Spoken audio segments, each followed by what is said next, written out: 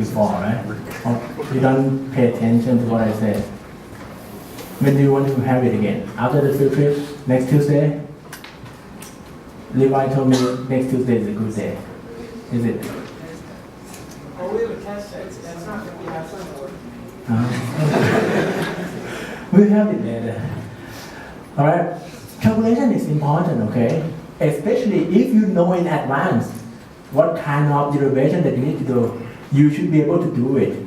So, of course, we will have that thing again, and after that, I will tell you a little bit more in advance to show some derivation or something. When it is in the quiz or in the exam, you must be able to do it because everyone else will be able to do it. Okay? Alright, emulsion thing. Let's continue. For the emulsion part, BS and W, basic sediment and water. Quantification of how much water and sediment are in crude sample, BSW method. We dilute it with toluene, okay, centrifuge, then clean water will come out. It's not clean, it's like, you cannot drink that water, okay, but it will be transparent. So we will be able to find how much water is inside.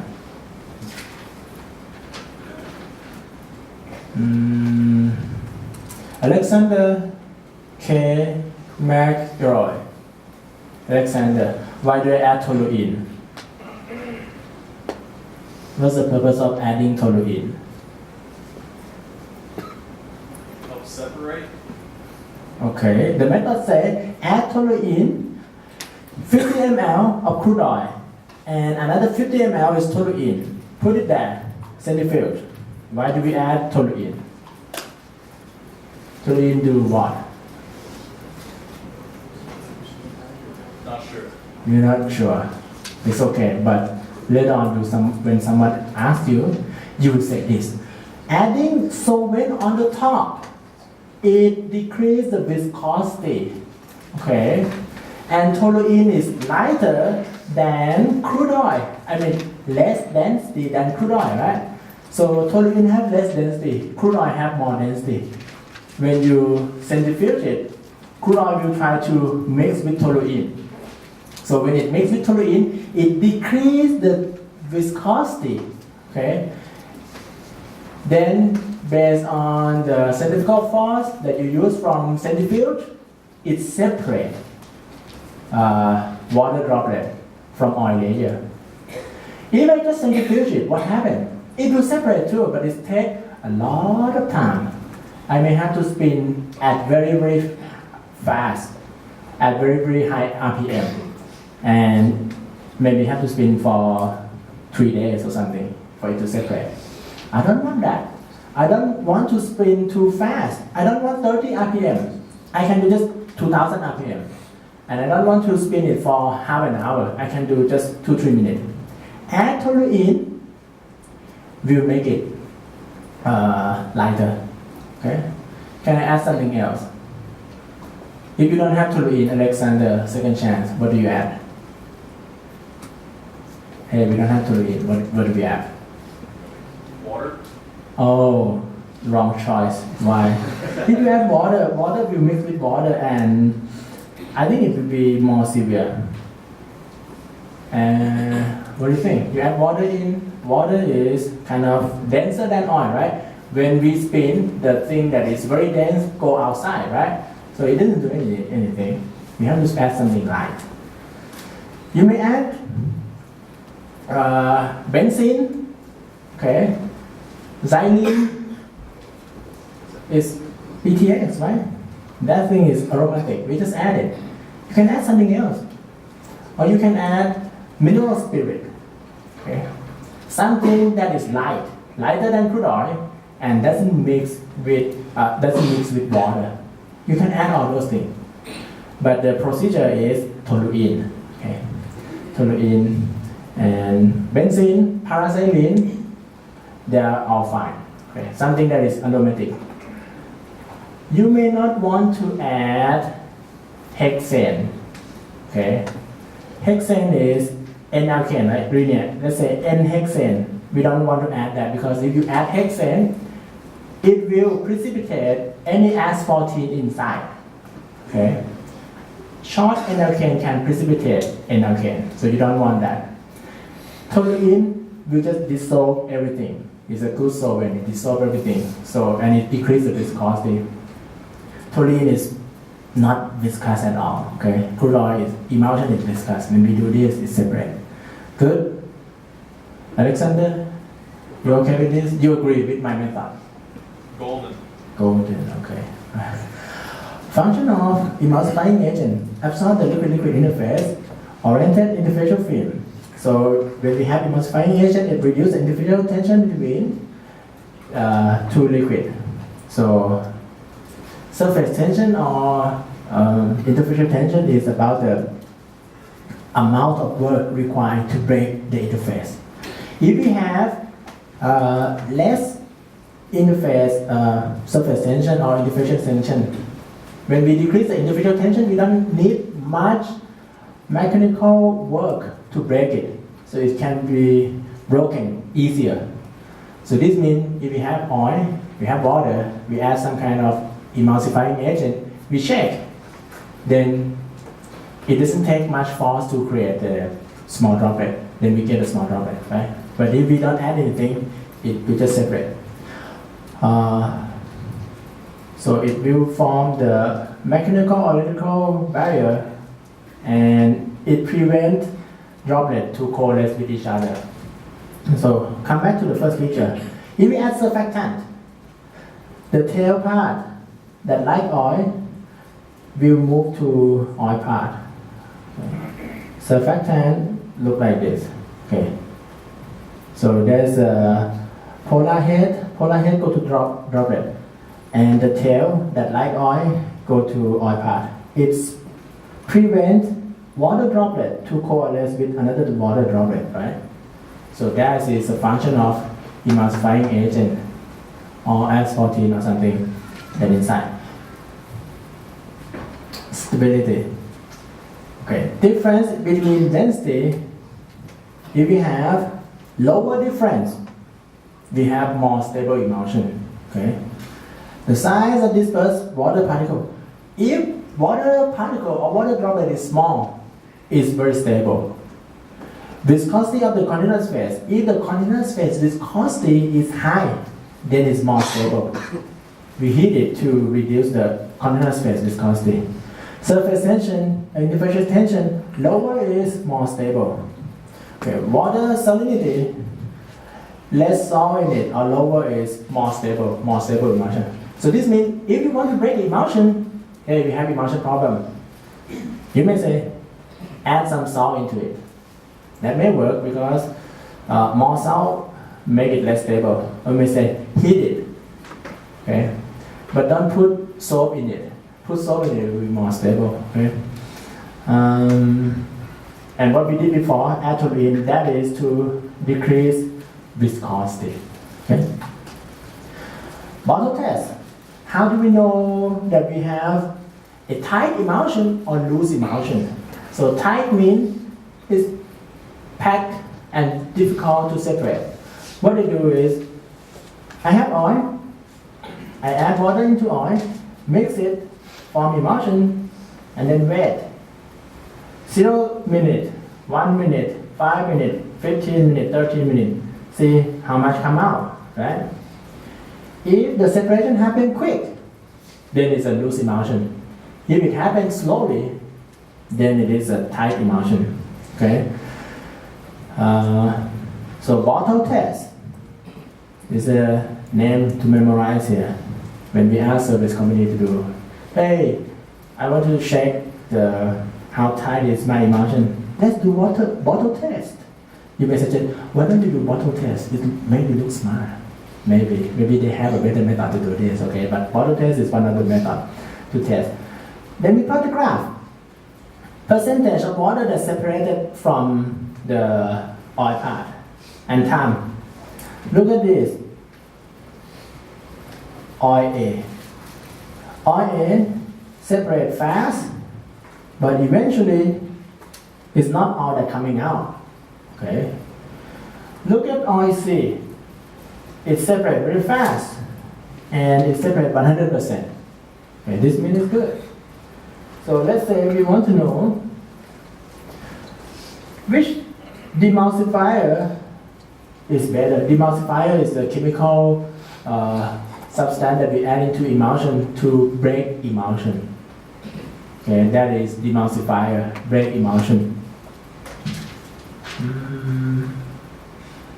Daniel Otto. Which one is good? A, B, C, D. C. C. Why? It separates completely. Completely and quickly, right? So bottle test will tell which demulsifier to use. Okay? It's a quick test. Okay. We talk about the chemical method. Add some demulsifier. Next thing is heating method. When we heat, what happens is the density go down. Is it? So temperature go up, density go down. Some case, okay, when we heat, the gap between, okay, here's I show you density versus temperature. Density of crude oil and density of produced water. Look at this gap. If the gap is larger, then it's easier to separate, right? If the gap is small, that means the density is almost the same. Look at this oil. When we heat it, it's getting worse. When temperature is high enough, somehow it has the same density. What do? It doesn't separate, right? So as a side note here, delta Sg, the difference in specific gravity, does not always increase with temperature. Okay? But most of the case, even though if we have this, it's not fine, but if we don't heat much, we have to heat just that much. Look at the gap. The gap stays the same, right? The difference in density almost the same. Matthew D. Sander. Does it help? If we heat and the difference in density stays the same, does it help for the separation? No, in terms of density. What about in terms of viscosity? Does it help? If you heat in the viscosity, does it? When I heat, will viscosity go down? Very likely, right? Yes. Yes. So the part that we gain is not about the difference in the density. When we heat, sometimes the delta Sg stay the same, but we reduce the container space viscosity that make it separate faster. Okay. So case A, high API. Crude A, high API. The gap getting more and more. Case B, moderate API. Okay. Case C, low API, heavy oil. We may have something like this. But heat will help if you don't heat too much. If you stay somewhere over there, heating decreases the viscosity of the container space, make it separate fast. Right. Typical treating temperature is 100 to 160. We should worry about loss of light in. Loss of low boiling point fraction, we may call shrinkage of oil. If we heat too much, look at the percentage loss. Percentage loss versus temperature. If we heat too much, we can lose 2% of oil. Okay, depending on API gravity. So look at the API loss. We can have gravity loss in API. So the oil gets heavier when we heat. Is that good or not good? Good or not good? Not good? Not good? It's a correct answer. Raise your hand. Not good. Okay, it's not good. You don't want to heat too hot. What about if we heat it very, very hot? We boil it, everything gone. We don't have anything left to sell. Think about that, okay? Don't heat it too much. We lose money. We lose the product. We lose oil. It shrinks. So when we use heater treater, don't heat it too much. This is a hidden through the diagram. We have the part with buffer in the middle. Okay. Buffer. So another one doesn't have buffer. The way it works is everything from the inlet come in and go down to the bottom. Emulsion go down to the bottom. We have the pipe, right? Emulsion go down to the bottom. We have fire tube, heated. Then oil part stay here. Water part go down. And at the bottom, we take water out and water go to the dump valve.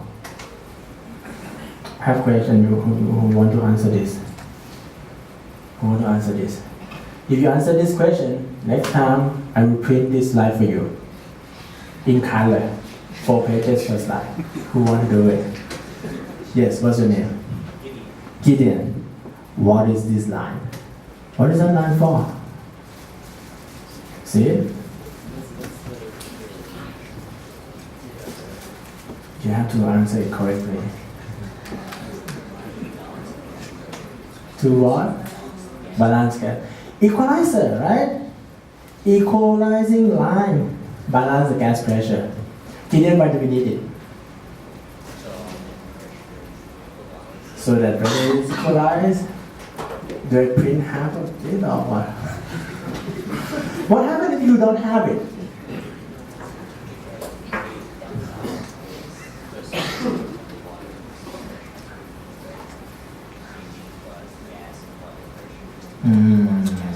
Equalizer. Okay, I'll print it for you.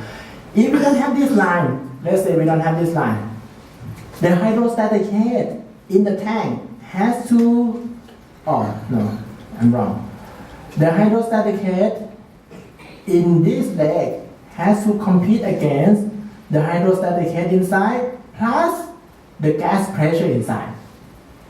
I don't want that. I don't want the hydrostatic head in this line to compete against the gas pressure.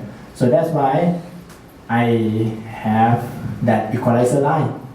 So the hydrostatic head in the outlet line don't compete against the gas pressure in the tank. Make sense? Okay. If it has to compete against the gas pressure in the tank, I have to have it very tall. Right? Okay. Yes? I made one point before you got on your design of the treater. Okay. You talked about light ends being boiled off and getting hotter. There is a case where you may want to do that, and especially since we're going to the fastening properties. They were having problems with this last year with the reed vapor pressure.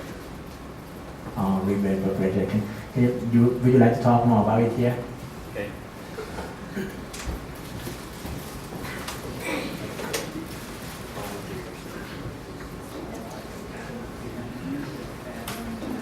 Okay. Reed vapor pressure is a pressure that's measured on the oil. And there are standards that are set before you can load a load of oil. And if it has too high a reed vapor pressure, as that truck jostles down the highway, there's a danger of explosion, of those light ends being trapped in there. In 2014, especially as the boom was hitting in the Permian Basin, there was more and more oil being produced, and so the buyers of the oil were looking for ways, how can I cut back, how can I... And they started enforcing this rule on reed vapor pressure, and I forget the exact number. I can't remember where it was at. But they were enforcing these rules on reed vapor pressure. So normally a truck could come up, they would measure, they'd load the truck, and they were fine. Now they were making them take that reed vapor pressure reading. And as a result, the producers found they had all these light ends still in the oil, and so they were having to hustle to find a way to keep selling. And the way most of them did it was to go back to their treaters and turn up the heat a little bit. And they were deliberately boiling off some of the light ends. That made the crude less volatile, and it met the conditions for the reed vapor pressure to be hauled out on the trucks. Trucks you have to worry about, and railroad cars, they had to worry about it on those. Not so much in pipelines, but a lot of that oil was still trucked out, and so it was a big problem in the Permian Basin as the boom hit. later, as they get more pipe capacity in there, that may have gone away, but Fasken especially was having problems with that. And they turned up those heaters just right before we were there to try to get it off. Gideon, I will modify the slide a little bit to add something more on breed vapor pressure and then print it to you. How about that? Okay, it won't be today. Right. So I don't remember the value, but basically we cannot have a vapor pressure too high. High vapor pressure means too much light in. When they put on the truck, is pose some explosion hazard, something. Okay. Right. Heater treater. We can have horizontal heater treater. The way it works is the same. Firebox heat water. Water heat emulsion. Yes, question. Back to the reed vapor pressure. Once you boil out those line ends, are they going to fall back out of the gas at some point down the line? It's go to what? VRU? Yeah, that's going to wind up in your vapor recovery system. So you're going to hit it with your gas. And then you can't go overboard on it or you'll exceed your BTU quality that you can sell in your gas pipe. Then the problem shifted from oil transport to gas. So they had to strike a fine line there between how much they could boil off and not affect gas sales. So the answer from Mr. Bullard is that if we burn it too much, oil, light in, will go into gas stream. It go to vapor recovery unit and it go to pipeline and we exceed the BTU requirement. So we cannot boil too much. Okay. If we don't boil at all, we may have too much light in the oil phase and it may not pass the vapor pressure criteria and we cannot sell the oil. So they have to heat just enough so that they can sell both. And just enough is maybe based on their experience. I think they will talk more about it on this Saturday. Okay, this slide, the important part is water is yellow. Okay, water is yellow. And firebox heat just the yellow part. Okay. Emulsion go down to the bottom and coming out, then heat from water, heat emulsion, and then oil go to oil lake, water go to water lake. Good? Yes? Okay. Heat calculation. How much heat do we need?